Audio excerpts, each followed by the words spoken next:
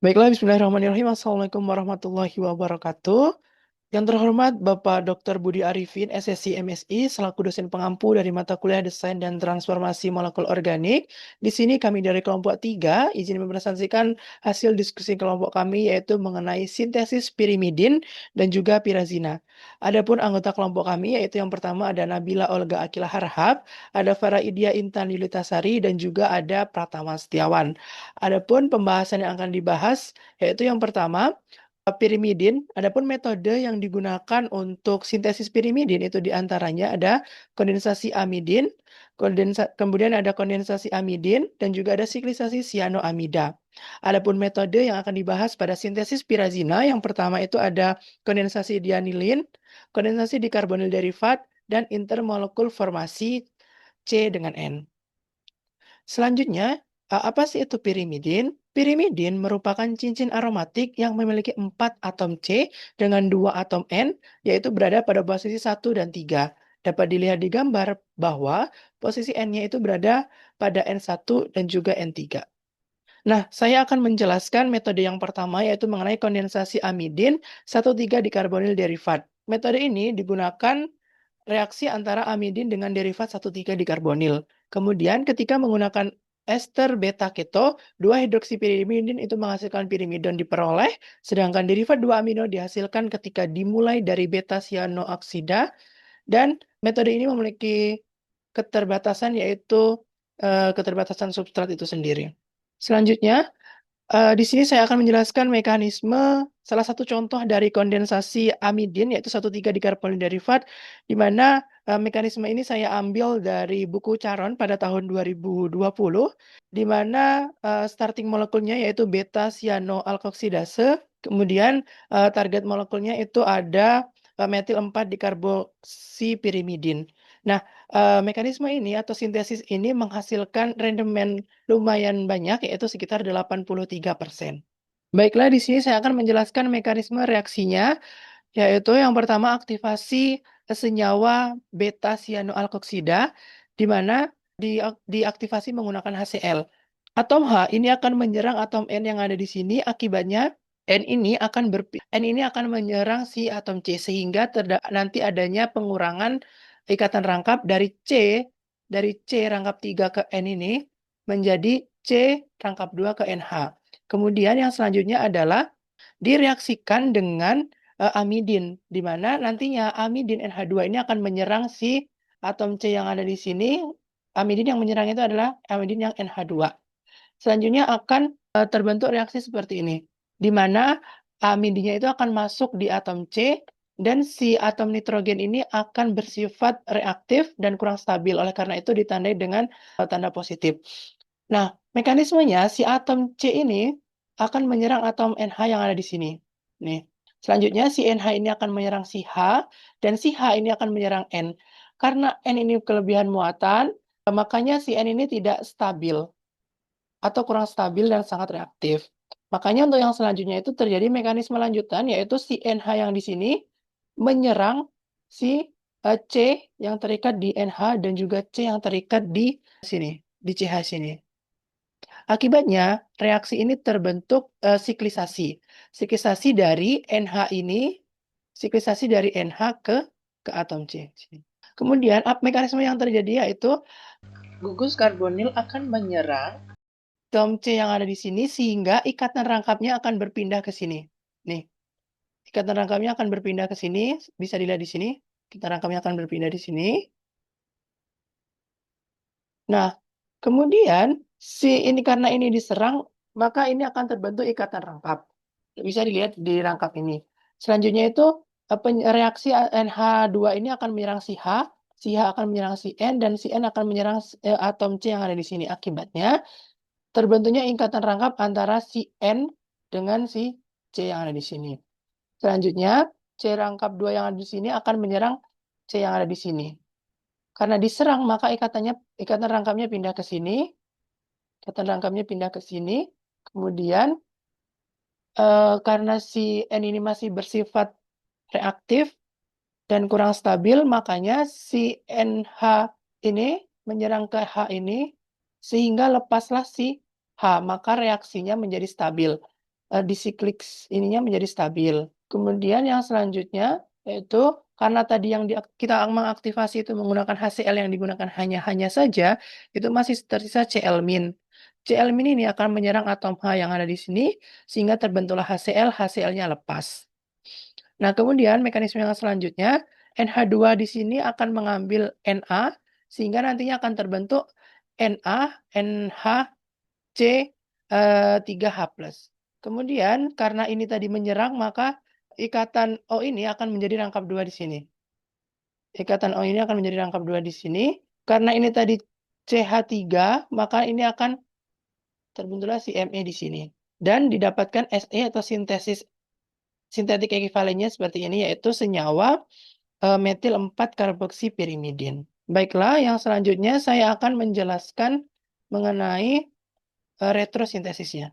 Retrosintesisnya itu atau merupakan reaksi mundur di mana dimulai dari target molekul ke starting molekul. Target molekulnya itu kan metil 4 karboksipirimidin. Nah, ini mengalami FGI yang dari karbonil di sini C rangkap 2O menjadi C rangkap 1 ke O dan ikatannya berpindah ke sini. Ini mengalami FGA atau Functional Group Interconversion. Selanjutnya itu mengalami FGA atau Functional Group Addition, yaitu penambahan gugus. Di sini gugus yang ditambahkan adalah NH2. Selanjutnya itu mengalami FGI kembali dengan penggantian gugus yang tadinya ini adalah CH3 di sini, kemudian digantikan dengan atom Na. Kemudian mengalami FGR atau Functional Group Removal di mana itu merupakan penghilangan gugus fungsi. Gugus fungsi yang dihilangkan adalah gugus fungsi NH2 di sini dihilangkan. Karena ini dihilangkan, maka ikatannya akan membentuk ikatan rangkap antara C dengan H pada C yang melekat pada cincin ini. Selanjutnya mengalami FGI kembali dengan penambahan gugus yang ada di sini. Selanjutnya itu dilakukan diskoneksi di sini. Kemudian terbentuklah simptom positif yang berada di antara C rangkap 2 dengan N dan simptom negatif itu di N. Ini simptom negatif, ini simptom positif. Selanjutnya itu terjadi Se atau sintetik ekivalen menghasilkan senyawa berikut ini. Dan dilakukan FGI kembali dengan penambahan gugus NH yang ada di sini. Penambahan gugus NH yang ada di sini. Kemudian yang selanjutnya dilakukan diskoneksi kembali, maka terbentuklah simptom positif itu di C yang mengikat NH dan simptom negatifnya itu NH yang ada di sini. Nah, sintetik ekivalen dari simptom negatif ini akan menjadi amidin, sedangkan sintetik ekivalen dari simptom positif ini akan menjadi akan menjadi beta cyanoalkoksida. Baiklah, itulah mekanisme dan retrosintesisnya. Selanjutnya akan dilanjutkan oleh rekan saya. Baik, di sini saya akan menjelaskan penjelasan selanjutnya, yaitu kondensasi amidin dengan pendekatan reaksi misel aseptor. Di sini terjadinya reaksi dengan akseptor misel yang berlangsung pada alfa beta ikatan C dengan serangan nukleofilik amidin atau adisi misel, tautomerisasi dan protonasi, kondensasi intramolekuler, dan dehidrasi aromatisasi. Pada kondensasi amidin menggunakan misal aseptor ini, dia memiliki kelebihan yaitu reaksinya berlangsung sangat cepat dengan menghasilkan yield yang tinggi. Namun, cukup sensitif terhadap beberapa kondisi reaksi sehingga mudahnya terbentuknya produk samping. Adapun senyawa ini bermanfaat sebagai prekursor sintetik untuk turunan obat antivirus, anti kanker, dan antimikroba. Adapun target molekulnya yaitu adalah 4 amino 2 metil 5 cyanopyrimidin dengan starting molekul yaitu di sini ada asetamidin dan dimetil amino malononitril. Selanjutnya yaitu saya akan menjelaskan mekanisme reaksinya yang dimana NH2 eh, pada gugus amid ini dia bersifat nukleofilik sehingga dia akan menyerang karbon beta pada gugus misel aseptor sehingga di sini akan terbentuknya intermediate baru yaitu NH. NH di sini dia akan mengalami deprotonasi oleh CH3OH. OH, yang dimana dia akan melepaskan ikatan H-nya dan N akan bersifat positif. Pada deprotonasi ini dia akan mengaktifkan ikatan dari N dan C, sehingga di sini terjadinya pemutusan ikatan yang awalnya di sini adalah ikatan rangkap 2 menjadi ikatan rangkap 1. Pada pemutusan ikatan ini dia dibantu oleh katalis CH3OH. Selanjutnya, karena ikatan C dan C ini yang mengikat grup 2 ciano ini, sehingga ciano ini akan bersifat elektrofilik. Sehingga di sini ciano akan melepaskan satu ikatannya menjadi ikatan rangkap 2 oleh bantuan katalis CH3OH. Selanjutnya, di sini akan segera terbentuknya siklisasi oleh gugus pirimidin yang diawali dengan penyerangan gugus H pada N yang bersifat sangat nukleofilik. Dia akan menyerang gugus elektrofilik di dekatnya, yaitu gugus C rangkap 2N ini. Sehingga di sini dia akan mengalami siklisasi atau pembentukan cincin.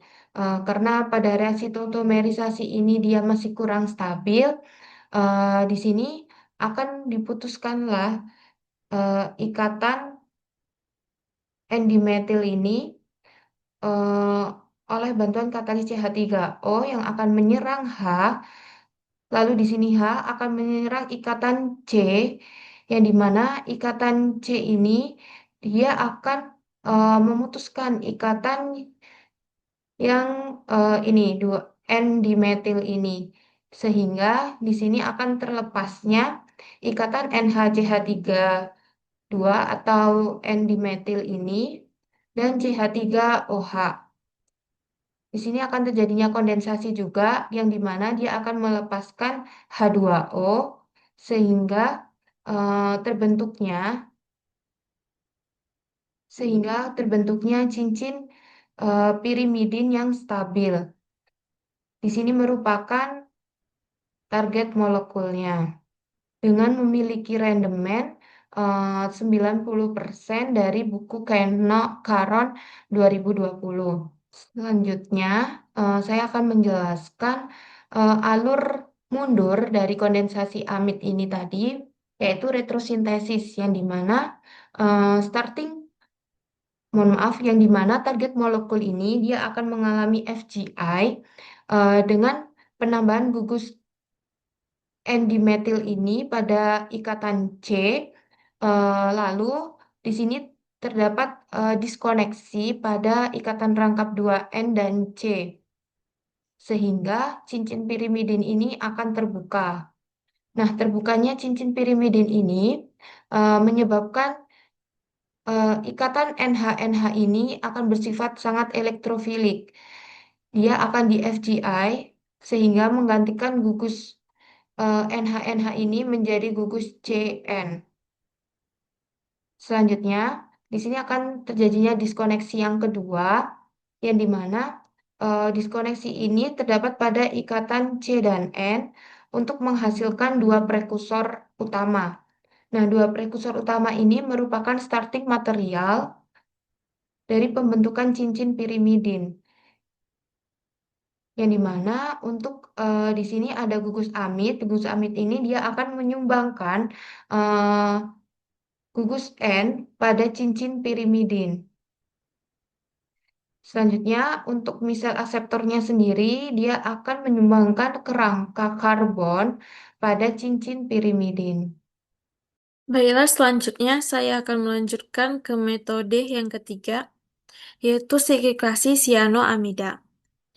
Di sini akan dilakukan sintesis 4 kloropirimidin dari senyawa yang mempunyai gugus siano dan amida pada posisi orto, yaitu pada posisi 1 dan 2 yang tersubstitusi, melalui siklikasi intramolekuler dengan bantuan PCl5 atau fosfor pentaklorid dalam pelarut sulfoline pada suhu 120 derajat dan juga rendemen sebesar 90%. Ini adalah starting material kita. Dan ini adalah target molekul kita, yaitu turunan 4-kloropirimidin. Adapun sintesis ini kami peroleh dari referensi di buku Caron tahun 2020. Selanjutnya kita ke mekanisme reaksinya. Ini adalah SM-nya. PCl5 atau fosfor pentaklorida dalam peralut subvalen akan terdisosiasi sehingga terurai menjadi PCl4 dan Cl-. Atau fosfor tetraklorida dan ion kloro. Di mana PCl4 ini dia itu sangat elektrofilik. O pada karbonil yang kaya akan elektron akan berperan sebagai nukleofilik menyerang si PCl4 sehingga terbentuk ikatan OPCl4. Kemudian Cl- dari hasil disosiasi tadi yang berperan sebagai NU akan menyerang C pada karbonil.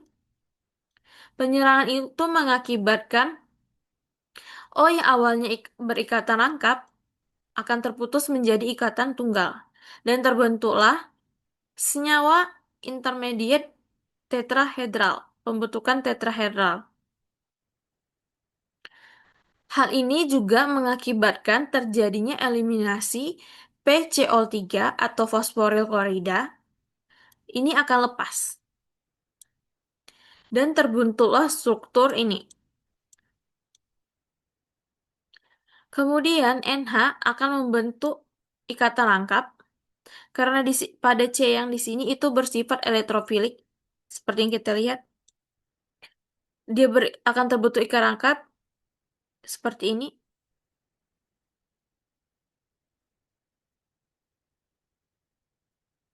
Kemudian di sini akan terbentuk iminium.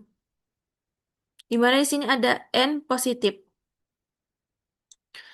Kemudian Cl- yang didapat dari PCl4 akan menyerang atau mengambil H dari nitrogen, di mana nitrogen ini akan mengalami depronasi atau pelepasan elektron. Di sini dia akan melepaskan H. Maka akan terjadi eliminasi HCl, lepas si HCl.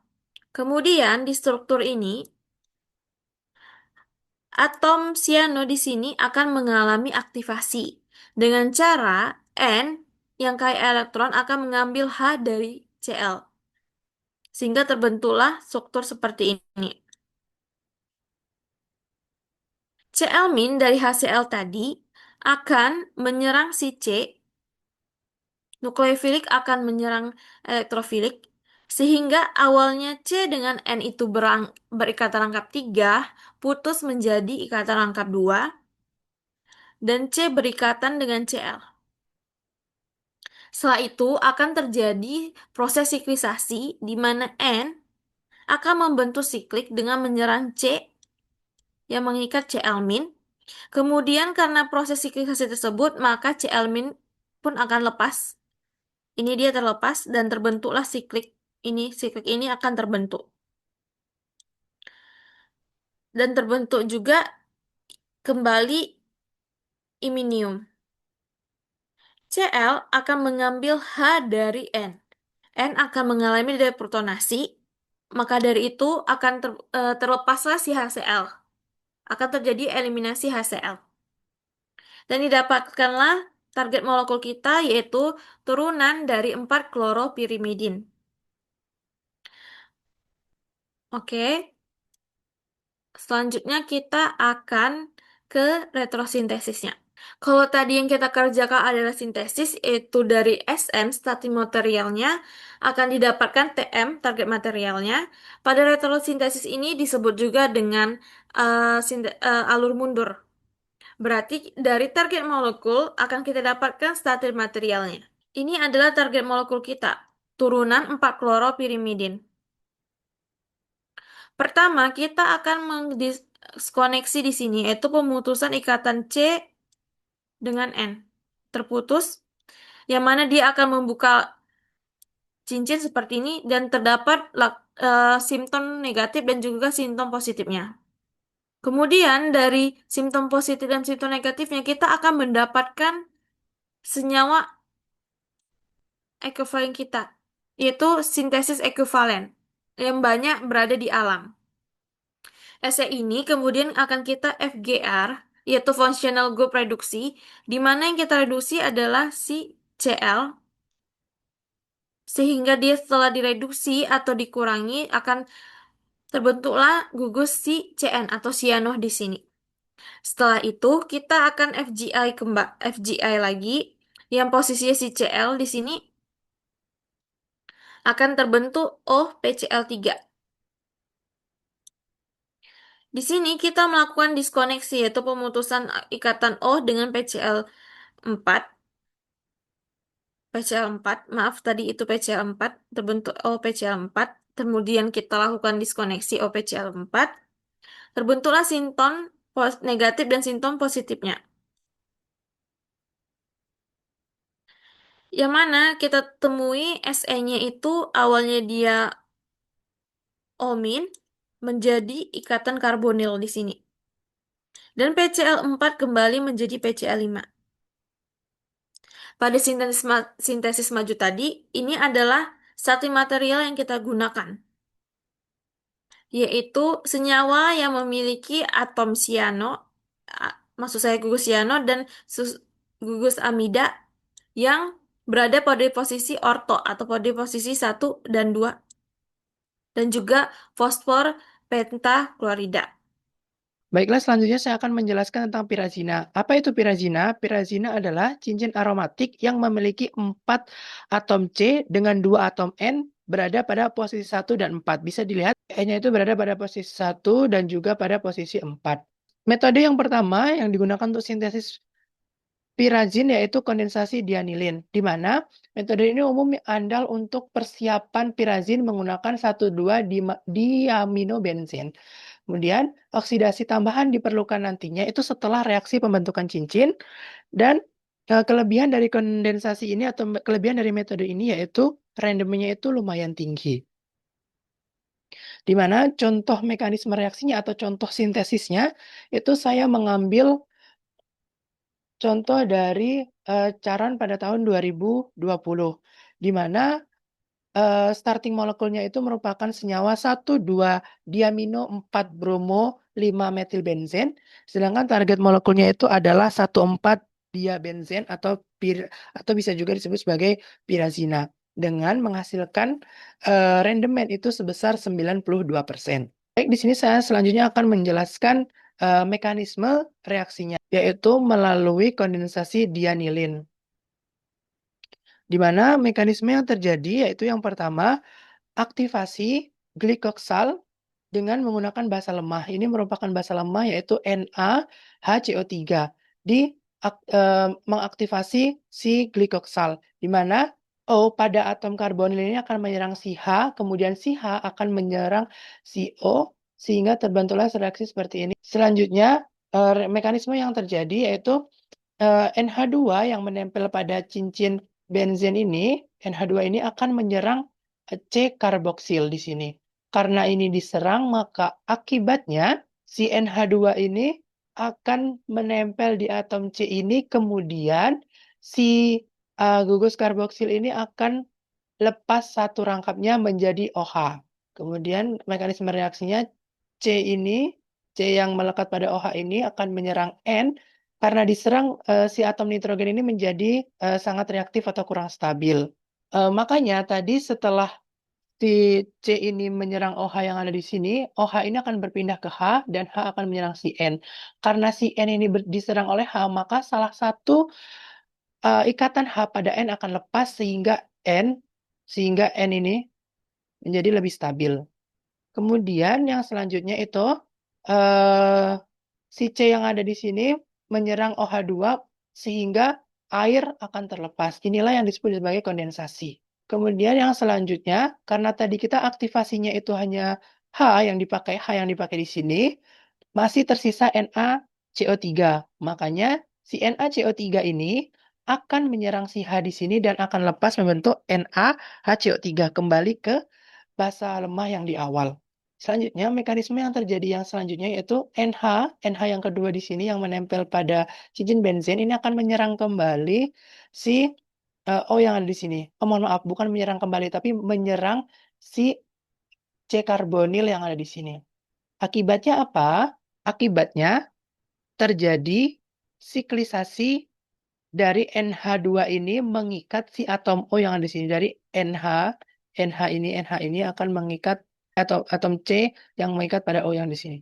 Jadi si NH2 ini akan menyerang C karbonil yang ada di sini sehingga terjadilah reaksi siklisasi, pembentukan siklik. Namun siklik ini belum stabil. Hal ini bisa dilihat pada siklik N ini masih kurang stabil dan ditandai dengan tanda positif. Mekanisme yang terjadi adalah C ini menyerang atom O yang ada di sini dan O ini mengikat atom H yang ada di sini. Akibatnya akibatnya rangkap 2 yang ada di O ini hilang, terbentuklah si OH. Dan H2 yang melekat pada H hilang, tersisalah H yang melekat pada N. Jadi tadi kan ada 2H, sekarang tinggal 1H. Kemudian reaksi yang terjadi, OH ini kembali menyerang si H. Jadi kembali menyerang si H, sehingga terbentuklah OH2+. Nantinya si atom C yang ada di sini, nih, ini akan menyerang OH2+ ini, maka air akan lepas. H2O akan lepas, sehingga terbentuklah senyawa target molekulnya, yaitu berupa 1,4 diabenzen pirazina. Selanjutnya, saya akan menjelaskan retrosintesisnya, yaitu dari kondensasi dianilin tadi.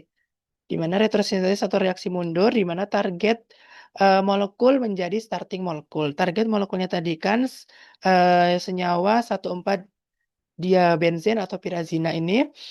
Nah, mekanisme yang terjadi adalah pertama kita diskoneksi di sini, di rangkap 2N yang mengikat ke C yang ada di sini. Kita diskoneksi sehingga terbentuklah simpton positif dan juga simpton negatif. Simpton positifnya itu ada di sini, pada atom C, dan juga simptom negatifnya itu ada di sini, yaitu pada NH.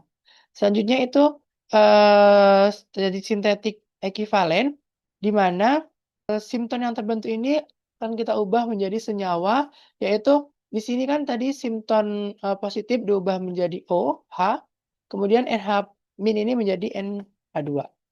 Selanjutnya kita lakukan FGI atau Functional Group Interconversion, di mana mengganti gugus OH yang di sini diganti dengan gugus karbonil atau O rangkap 2. Kemudian dilakukan FGI kembali, yaitu dengan penambahan gugus OH di sini, penambahan gugus OH yang ada di sini, terbentuklah si reaksi berikut, yaitu penambahan gugus OH atau FGI. Kemudian kita FGI kembali dengan mengganti gugus OH yang ada di sini dengan gugus O. Gugus O yang ada di sini, dan kita diskoneksi di sini sehingga terbentuklah simptom positif dan juga simptom negatif.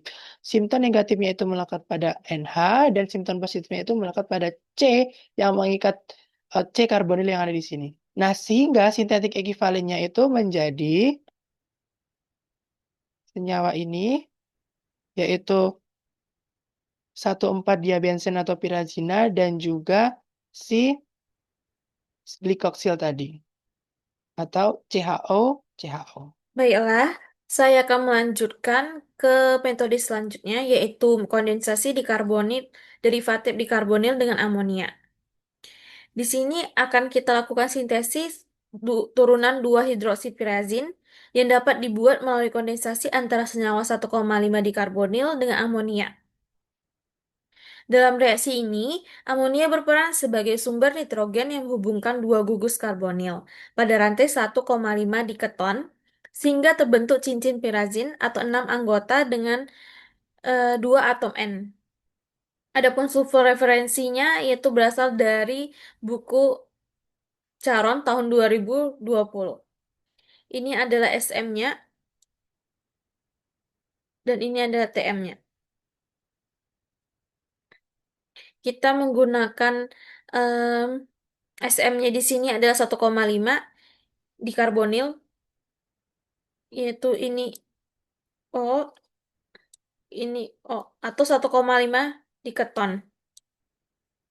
Ini 1,5 diketon dihitung jadi 1, sini 2, 3, 4, dan 5.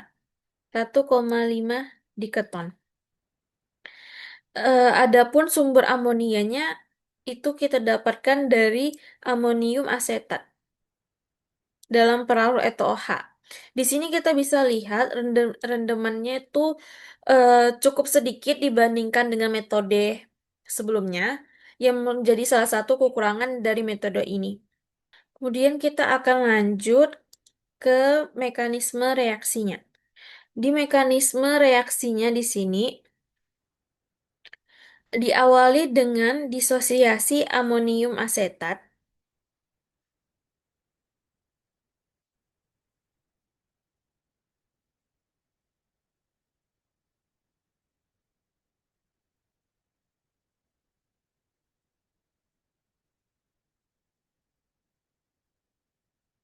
menjadi amonia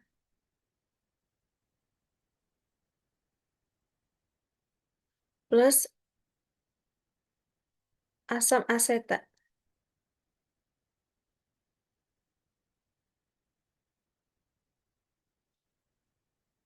Oke, kita dapatkan di sini. Pertama, O pada karbonil yang kaya elektron akan mengambil atau mengalami protonasi. Dia akan mengambil H dari asam asetat sehingga terbentuk struktur ini. Kemudian, untuk agar dia stabil, dia akan memutus ikatan rangkap 2 menjadi ikatan rangkap 1. Seperti ini. Kemudian amonia yang kita dapatkan dari disosiasi itu, ini dia berperan sebagai nukleofilik yang akan menyerang C yang berikatan dengan OH. Karena di sini C-nya bersifat elektrofilik, seperti yang kita tahu nukleofilik akan menyerang elektrofilik sehingga terbentuklah ikatan atau struktur seperti ini. OH yang masih juga kaya elektron, dia masih mempunyai PeB, akan mengambil H dari si N, di mana akan terputus ikatan NH di sini hanya lepas, N di sini akan mengalami deprotonasi. Sehingga terbentuklah senyawa ini di sini OH, di mana ini tidak stabil sehingga dia dapat lepas atau dapat putus. Di sini kita akan ada proses dehidrasi yaitu pelepasan air di sini. Setelah itu si ion HCO yang kita dapatkan dari sini itu akan mengambil si H dari iminium ini. N positif itu adalah iminium, dia akan mengambil H sehingga ikatan H dengan si N akan terputus. Dia terputus, maka dia akan membentuk intermediate hemiaminal. Setelah itu, eh, karbonil atau keton di posisi 5, ini adalah posisi 1, 2, 3, 4, 5, itu akan mengalami protonasi. Dia akan mengambil si H dari OAC, sehingga terbentuk struktur seperti ini. Kemudian akan terjadi siklisasi, di mana si NH di sini akan menyerang si C karbonil. Terbentuklah siklik seperti ini. Dan di sini terjadi pelepasan ikatan rangkap menjadi ikatan tunggal. Dari ikatan rangkap menjadi ikatan tunggal. Kemudian OAC dari sini akan mengambil H dari C di sini. Karena dia mengambil H, maka akan terjadi pembentukan rangkap. Di sini akan terjadi ikatan rangkap sehingga ikatan rangkap di sini akan lepas. Sehingga strukturnya akan jadi seperti ini. Dia pembentukan ikatan rangkap di sini dan ikatan rangkap di sini akan terlepas. Setelah itu O yang akan di sini juga akan mengambil si H dari OAC tadi. Sehingga terbentuklah struktur seperti ini. Di mana si N ini yang masih kayak elektron akan menyerang si C di sini. Karena dia menyerang di situ akan terbentuklah ikatan rangkap nanti seperti ini, ikatan rangkap di sini, dan di sini akan terjadi pelepasan air atau pelepasan atau dehidrasi di sini. H2O akan lepas. Di sini H2O akan lepas. Terbentuklah ikatan rangkap seperti ini dan ini terbentuklah si iminium. OAC dari sini tadi akan mengambil kembali nih hanya dari si NH.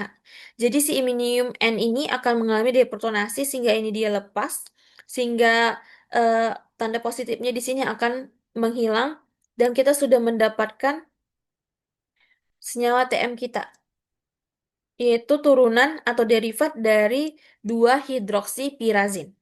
Ini SM kita tadi. Oke, mungkin mekanismenya seperti itu. Kemudian kita akan lanjut ke retrosintesisnya. Retrosintesisnya yaitu dari TM, nanti bakal kita dapatkan SM kita. Dari target molekul akan kita dapatkan starting material. Dari turunan 2-hidroksipirazin ini, pertama kita akan melakukan FGI. Di sini kita akan eh, buat OH di sini seperti ini, sehingga ikatan rangkapnya lepas di FGI, yaitu OH-nya di sini. Kemudian kita lakukan diskoneksi C dengan N. Karena kita lakukan diskoneksi, maka akan terbuka nih. Cincinnya akan terbuka.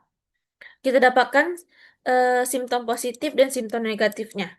Kemudian kita dapatkan sintesis ekuivalennya yang dia tuh melimpah dalam bentuk senyawa yang melimpah di alam biasanya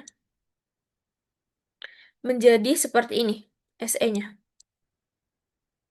Kemudian kita lakukan FGI kembali, yaitu pada ini kita buat ada OH-nya di sini seperti ini. Kemudian kita lakukan diskoneksi di sini sehingga kita dapatkan simptom negatif dan simptom positifnya di sini. Kemudian akan kita dapatkan sintetik ekuivalen yang melimpah di alam seperti ini. Yang mana kembali ke starting material pada proses sintesis tadi, yaitu kita dapatkan kembali amonium asetat dan juga senyawa 1,5 dikarbonil atau 1,5 diketon. 1, 2, 3, 4, 5.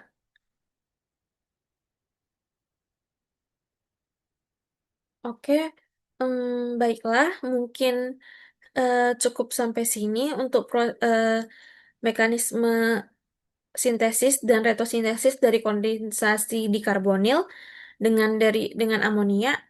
Eh, saya kembalikan kepada moderator. Sebaik selanjutnya, saya akan menjelaskan tentang intermolekul formasi CN pada gugus pirazina, yang dimana pada reaksi ini dia terdiri dari dua cincin aromatik terfusi, yaitu satu imidazo dan satu pirazina. Adapun substituen pada masing-masing gugus yaitu terdapat aril, mohon maaf, di sini terdapat aril yang mengikat pada masing-masing gugus. Terbentuknya eh, target molekul ini melalui kondensasi antara dua aminopirazina dan alfa bromoketon aromatik. Adapun kelebihan dari sintesis ini yaitu jalur sintesisnya sederhana dengan menghasilkan target molekul yang stabil dan aromatik. Namun, di sini perlu adanya kontrol suhu dan pelarut agar siklisasi aromatisasi ini sempurna.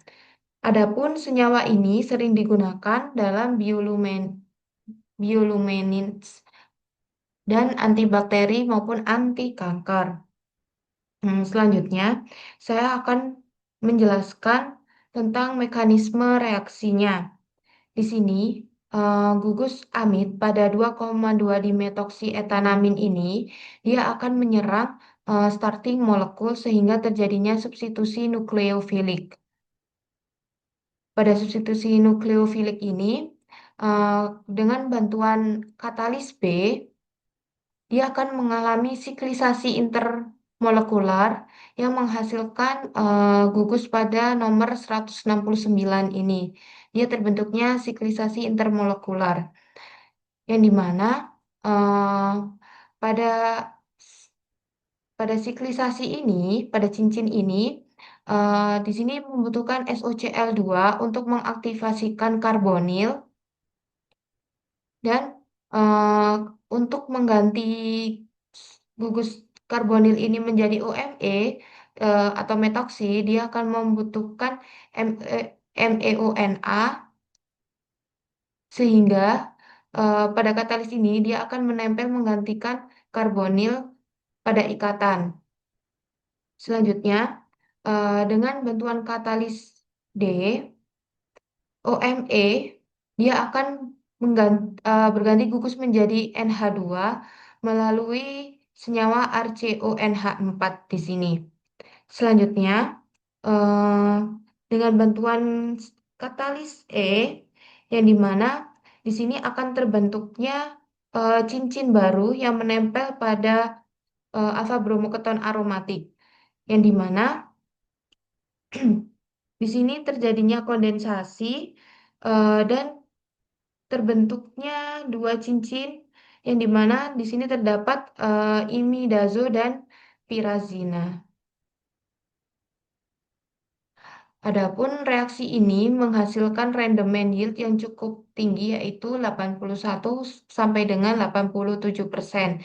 Eh, di sini saya mengambil mekanisme reaksi dari artikel yang tertera pada slide.